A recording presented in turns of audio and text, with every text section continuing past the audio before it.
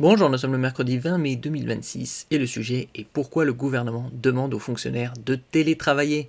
On a vu au cours de ces 3 derniers mois, depuis le samedi 28 février, une augmentation significative des prix des carburants à cause du conflit entre l'axe israélo-américain et l'Iran. Actuellement, le baril c'est aux alentours de 110-115 dollars. 1 euro c'est environ 1,17 $, 1,18 $, ça fluctue entre 1,15 et 1,20 $. Concernant l'essence, c'est plus de 2 euros le litre et le gazole, plus de 2,20 €. L'extension du télétravail demeure encadrée par le droit commun. Elle ne peut excéder 3 jours par semaine pour un agent à temps plein, par exemple lundi, mercredi, vendredi. Le gouvernement encourage massivement le télétravail dans la fonction publique pour réduire les déplacements et limiter l'impact de la hausse des prix des carburants.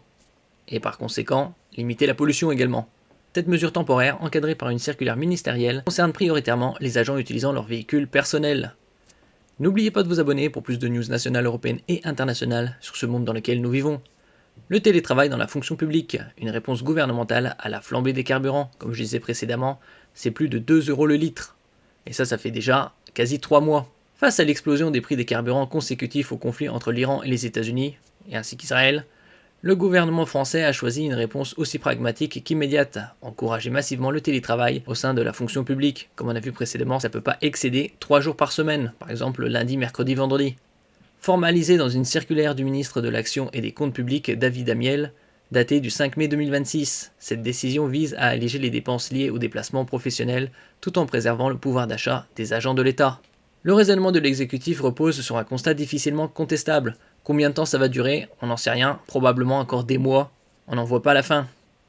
Avec des prix à la pompe dépassant largement les 2 euros le litre en moyenne nationale, le coût des transports pèse à la fois sur les finances publiques et sur le budget quotidien des ménages.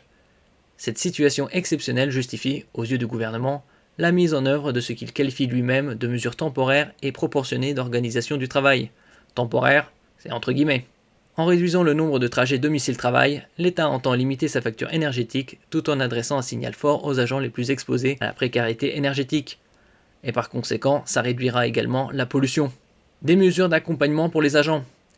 Conscient que le télétravail n'est pas une option accessible à l'ensemble des postes, le gouvernement a prévu des dispositifs d'accompagnement pour les agents contraints de continuer à se déplacer. L'indemnité carburant de 50 €, instituée par le décret du 30 avril 2026, bénéficie aux agents publics éligibles dans les mêmes conditions que les autres actifs.